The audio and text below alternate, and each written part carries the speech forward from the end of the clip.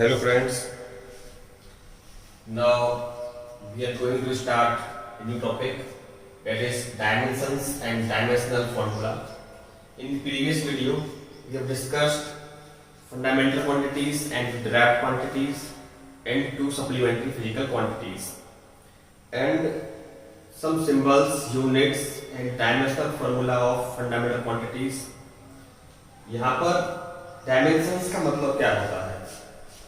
Dimensions किसी भी physical quantity को लिखने के लिए उसके ऊपर चढ़ाई गई, उसके यूनिट्स के ऊपर चढ़ाई गई पावर्स को बोलते हैं डायमेंशंस। यहाँ पर हमने कुछ डायमेंशनल लिखे हैं, फॉर्मूला लिखे हैं फंडामेंटल क्वांटिटीज के। ये आपको इससे पहली वाली वीडियो में मिल जाएंगे सारे। There are 7 fundamental quantities and 7 units, 7 dimensional formula.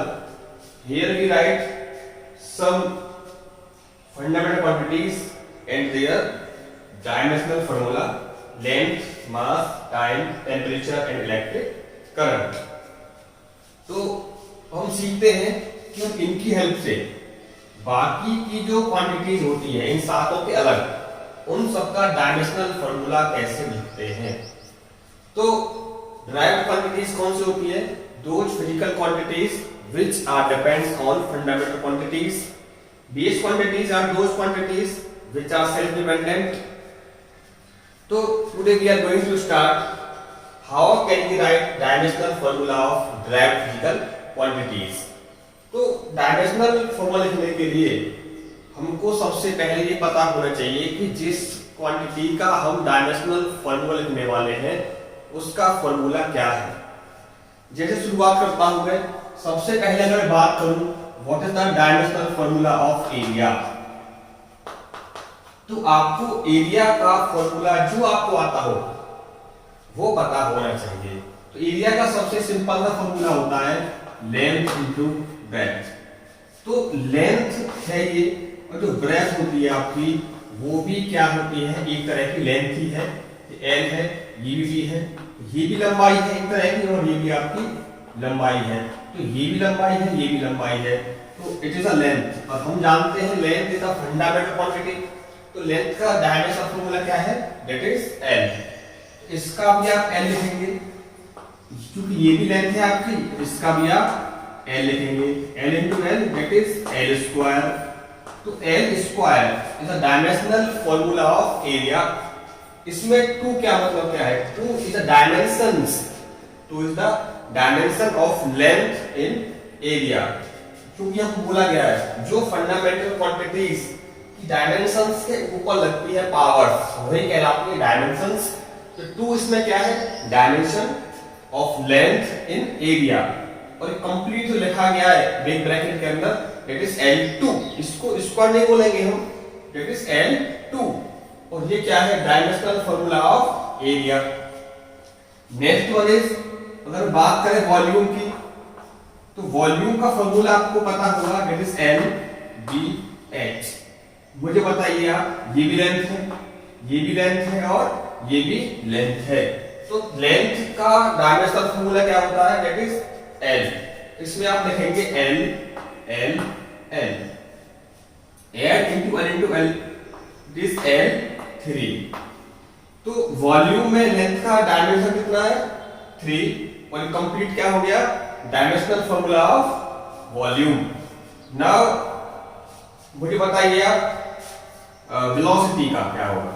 Velocity. तो जैसा कि मैंने बताया था आपको डायमेंशनल फॉर्मूला लिखने के लिए पहले आपको जिस क्वांटिटी का आप पता कर रहे हैं डायमेंशनल फॉर्मूला, उसका आपको कोई भी फॉर्मूला आपको आना चाहिए। तो यहां में लिखा है वेलोसिटी। वेलोसिटी का फॉर्मूला आप जानते हैं, that is displacement upon time. That is displacement upon time. क्योंकि डिस्प्लेसमेंट भी क्या है? तरह की लेंथ है। तो इसका डायमेंशनल फॉर्मूला होगा L, इसका होगा T। क्योंकि अब T आपका नीचे है, इसको आप ऊपर लेके जाइए तो आप कहोगे LT-1। तो LT-1 is the dimensional formula of velocity. Speed का भी यही आएगा, क्योंकि वहां आप लिखोगे डिस्टेंस अपॉन टाइम, डिस्टेंस भी आपका एक तरह का लेंथ है, upon time, length upon time L T minus 1। तो स्पीड और वेलोसिटी में एल का क्या होगा डायमेंशन 1, टाइम का डायमेंशन -1। अब मुझे बताइए आप एक्सेलरेशन का क्या होगा। तो एक्सेलरेशन का फॉर्मूला क्या होता है, आप कहोगे change in velocity upon time. क्योंकि वेलोसिटी है, वेलोसिटी का हमको पता है it is L T minus 1, तो it is L T minus 1। It is time, time का टी, इसको लिख लीजिए एल टी माइनस 1 पहले से है, एक माइनस और जाएगा, it is double minus means L T minus 2। It is velocity का हो गया, इट इज एक्सेलरेशन। तो एक बात और है, जिन फिजिकल क्वांटिटीज का यूनिट सेम होता है उन सारी क्वांटिटीज का डायमेंशनल फार्मूला भी सेम होगा। जैसे कि वेलोसिटी का मीटर पर second L T minus 1, speed का मीटर पर second L T minus 1, acceleration का एल टी माइनस 2।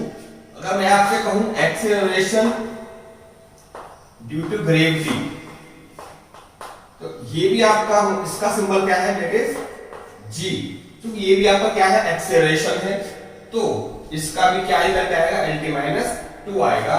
इसको हम एक बार वेरीफाई कर लेते हैं कैसे आएगा। आपको कोई फॉर्मूला पता हो जिसमें आपका जी आता हो, चलो इसको हम अभी देख लेंगे, पहले थोड़ा सा और देख लेते हैं। इसका भी क्या आएगा, जी आएगा। अब मैं आपसे कहूं कि फोर्स का बताइए, तो फोर्स का फॉर्मूला क्या होगा, आप कहोगे F equal to m into a. तो मास, मास का क्या होता है, mass is the fundamental quantity, इसका तो m ही होगा। इट इज एक्सीलरेशन, इसका क्या निकाला है मैंने, l t माइनस 2। तो फोर्स का क्या हो गया, m l t माइनस 2। अब मुझे बताइए वर्क का क्या होगा, वर्क, वर्क का फॉर्मूला क्या होता है। तो अगर बात करता हूं वर्क की, तो आप कहोगे फोर्स इनटू डिस्प्लेसमेंट। तो फोर्स का तो मैंने भी निकाला है M L T minus 2। It is displacement मतलब लेंथ, लेंथ का मतलब एल। अब एल की पावर यहां पर देखो 1 है, यहां पर 1 है, बाकी सब इंटू में है। तो जानते हैं इंटू में जिनका बेस सेम होता है वो पावर आपस में ऐड हो जाती है, तो 1 पावर हो गई 2। It is the dimensional formula of work m l2 t minus 2। यहीं से आप g का पता कर सकते हैं, यह मैंने कहा था आपसे g का बताइए, तो आप पता कर सकते हैं वेट से पता कर सकते हैं या वर्क से पता कर सकते हैं। किसी ऑब्जेक्ट को x हाइट तक उठाने में कितना काम करना पड़ता है आपको, mgh। It is the work, work का मैंने पता कर लिया है, कितना है ml2 t minus 2 equal to mass का m, g का मुझको पता करना है, इट इज हाइट मतलब लेंथ, m से n गया, एक l से एक l गया, तो l t माइनस 2 ये बचा है g का डायमेंशनल फार्मूला। तो अब आप सीखे होंगे हमको डायमेंशनल फार्मूला लिखना कैसे है। तो इसके लिए आपको क्या आना चाहिए, फार्मूला। जैसे मैं आपसे कहूं what is the dimensional formula of kinetic energy, तो आप लिखोगे इसका formula half mv square. Half is a scalar quantity, इसका केवल गिनती है, नंबर है कुछ, इसका कुछ भी नहीं होगा। इट इज मास, मास का m, it is square of velocity. Speed का क्या निकाला था मैंने, एल टी माइनस 1, तो इसका कर देंगे हम square m l2 t minus 2। It is the dimensional formula of kinetic energy. और देखो ये वर्क का भी यही होगा m l2 t minus 2, because unit of dimensional formula, sorry जिनका यूनिट सेम होता है उनका डायमेंशनल फार्मूला भी सेम होगा। तो वर्क का क्या होता है यूनिट, जूल। काइनेटिक एनर्जी क्या होगा, जूल। जूल जूल है तो इनका भी सेम आएगा। तो अब मैं आपसे एक बात बोलता हूं कि आपको कम से कम एक्सीलरेशन का, वेलोसिटी का, इनका याद होना चाहिए, जिससे आप फटाफट से निकाल सकते हैं किसी का भी। तो बस आपको याद क्या करना है, डायमेंशनल फॉर्मूला लिखने के लिए जिन जिन फॉर्मूलों को जानते हैं आप उनका पता कर सकते हो। जैसे next one is momentum, period equal to m into v, इसका मास का m, इस v का l t माइनस 1। अब याद रखिए v का l t माइनस 1, a का l t माइनस 2, मास का m, इनसे आपका सारा काम चल जाएगा।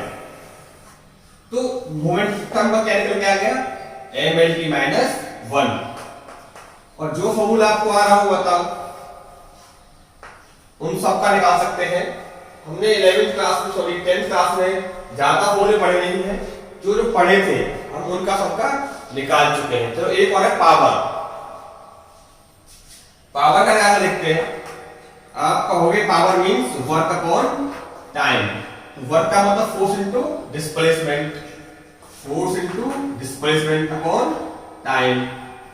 तो फोर्स का क्या होता है, m into a, m into a, m l, m इसका हो गया, a का l t माइनस 2, डिस्प्लेसमेंट का एक और l अपॉन टाइम का t।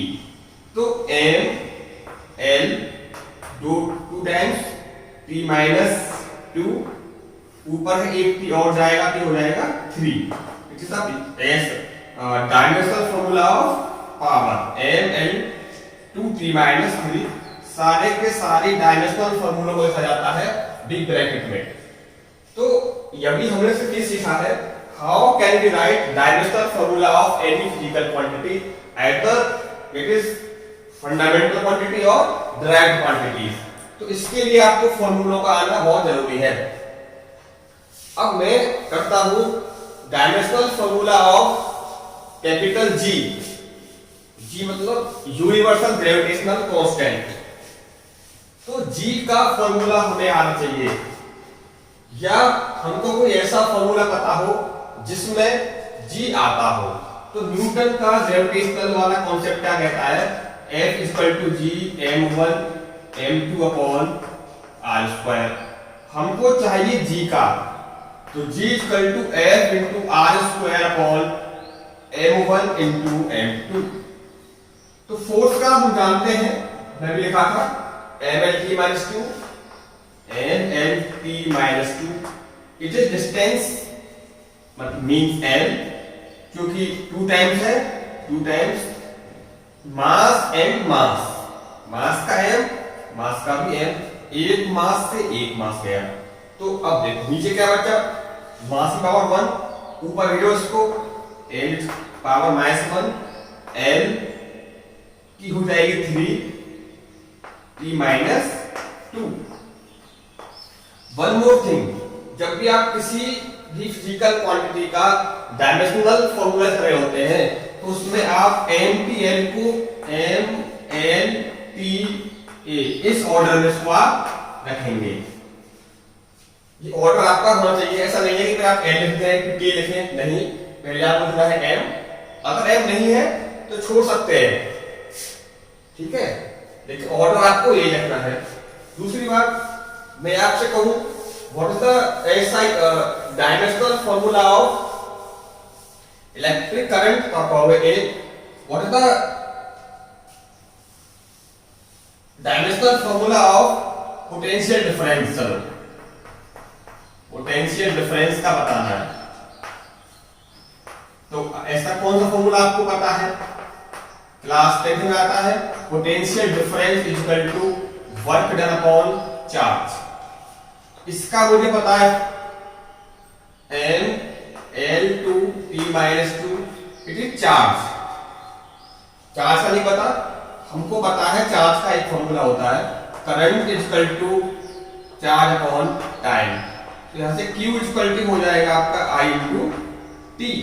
तो I का मतलब करंट, और current is the fundamental quantity, means it is a, time का मतलब t। तो ये क्या हो गया, m l2 t minus 3 E minus 1. It is the dimensional formula of potential difference. अब आप इसकी हेल्प से मुझे बता सकते हो dimensional formula of resistance. Resistance R किस फॉर्मूले में आता है? आप कहोगे ओम्स लॉ में आता है sir. It means V equal to I into R. क्योंकि मुझको आर का पता करना है. R equal to V upon I. V क्या है? Potential difference. इसका मैंने भी निकाला है. It is V. तो mL2 T minus 3 mL2 T minus 3 E minus 1. Current का अभी निकाला था मैंने. दैट इज करंट का प्रोडक्ट में क्या है? फंडामेंटल क्वांटिटी है. It is A. तो mL2 T minus 3 E minus 2. ये किसका है? रेजिस्टेंस का है. तो रेजिस्टेंस के फॉर्मूले में लेंथ का क्या डायमेंशन? 2 डायमेंशन. मास का डायमेंशन A. टाइम का -3. करंट का -2. कंप्लीट क्या है? Dimensional formula. आई होप कि तुम समझ गए होगे लिखना कैसे कैसे होता है. हमको फॉर्मूला लिखना है, उसमें फंडामेंटल क्वांटिटीज के टर्म्स को लेकर के आना है. उसके बाद सब कुछ में डायमेंशनल फॉर्मूला को उसमें हमको पुट कर देना है. आपको मिल जाएगा इससे complete dimensional formula. Thank you. Keep watching, keep learning.